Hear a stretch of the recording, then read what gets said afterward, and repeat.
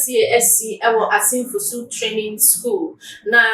abranti a ne din ametodwa abomodin ne ho akọ adwamu enisen wo dormitory a woda ho no mo na entremu ekyerese abranti ada anajo na owo kakrakapa abowura dormitory ho no mo a wakeka abranti no ne hua ho wanya baabi anka ese ne hua no and ni two balls no eno ho no wakokeka na oka no so a enye ba akopɛ ordinary no bo hapio no de abo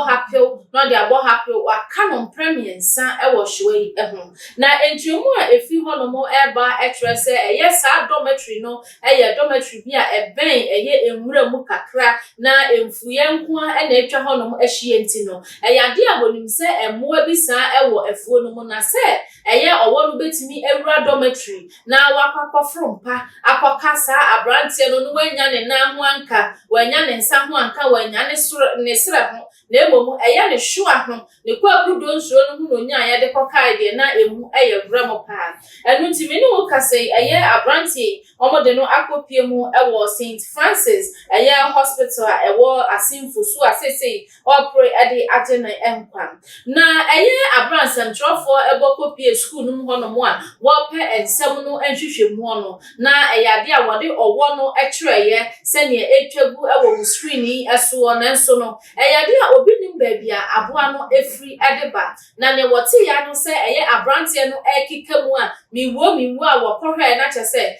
owo yi a waka no na da ho na ahwe owo no poison na ewo ne ho a na enye asam ketua eno nti abra wo hu se poison no efro abrantie no na ekọ ne soro na no ye ntem ewrahye no ede ne kopie mu wa ya resabia na sesei ayade a ayaresabia ho no mo doctors ewo ho no mo kyerese omugu ayareheso bo wo homoden ese abrantie ebenya niti ade adidi mu na emomu se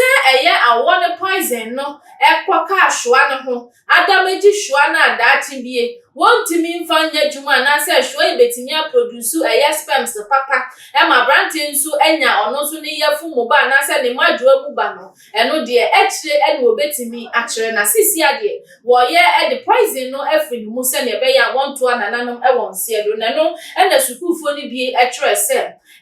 baabi a dormitory no ne de ade a ewu papa ejie esanse da bia sa wo class na okosua de mpo na o san wachi akọ dormitory honom akwakoda na wanyo obi a oka ho a one wo enante ade akọde a na ekamya yese ehu kese pa na ebebo wo ansa na wadi ho ankasa ho tentene utia maako na watimi akọwura dormitory ho esanse bia dormitory no no bia obi bia betimi aba honom aba bedu omobone na se aboatene owo yi betimi aba bedi abrantie yewudie na wode no susu se hwa ne nko a wakoka ho no na yese bibi ewachire ya soma no ya bone pa se wo medameji hwa no enu nti no we die wo hu no se sunsun mu ade owo no de waba physical de na se wakosha ne hwa ho no abrantie na yakeka ne hwa ho prensa no ontimi enkasa enkyere se owo ni wura ne box mu na oka no ana se na be mai ne hwai apre akoto nchen onshaka de oda ho kwatrekwa na owo no ede koka no ana se onu akasa na wayi na de di ho agro na owo ede ba be so ye because obi eni ho no mu a odwen ho ti ase ehu ne ba ya awo no hwa ne ho nko na otimi kai na bi so address ade a emrantie ne boxer wo hihye ededa no bebre na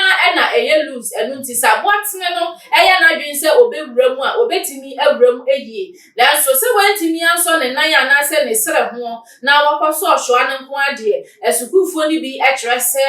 abrantie na wofo ehwehwemu na kamya yese ni fia baifo na omatoa no ewo suku mu ho no mo esanse won pair adepa enti na wapesa wo say abrantie ni future anasa wo je ne kra efri no ensemo eno na Ghana fo bi nso ekase ehu behia ese ye training schools ahodo no ye bema bango kese akoso ewo ho esanse enye training colleges no nko anemom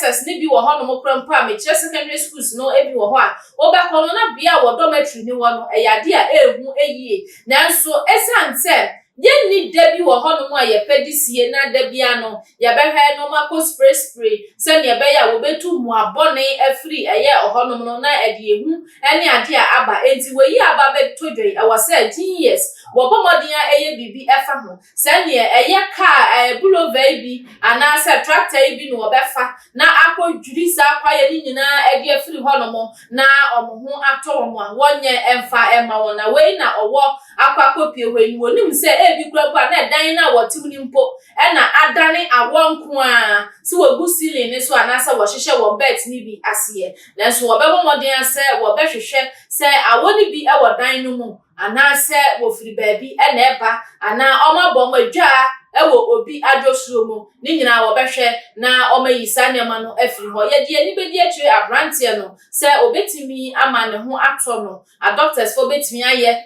hwa no ensei emfa so betimi aba so daache ni nyina ye beba beso mo like na share media any Empress Ann emema nyina ka etwe ba kope Mrs. Kwachi Makra.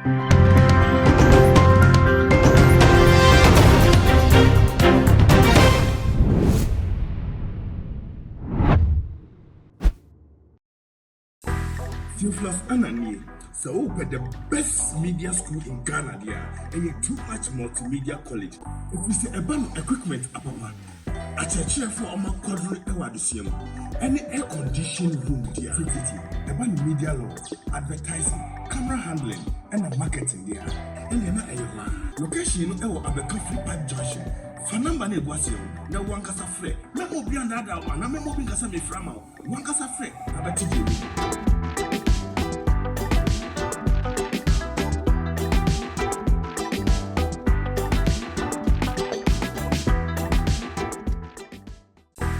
Theophilus Anani, so the best media school in Ghana there, and a too much multimedia college. If we say a band equipment above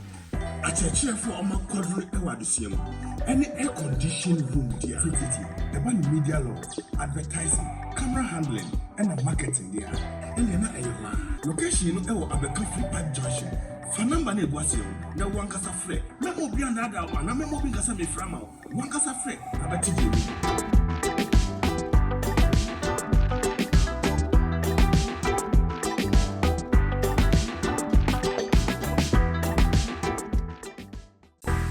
Theophilus Anani, so the best media school in Ghana there, and a too much multimedia college. If we say a band equipment above a church for our quadrant awardisium, any air conditioned room there, a band media law, advertising, camera handling, and a marketing there. And you're not a location or a coffee pipe junction. Fanamba ne gwasio na wankasa frɛ na obi anda da wa na memo bi nkasa me frama wankasa frɛ abatiji.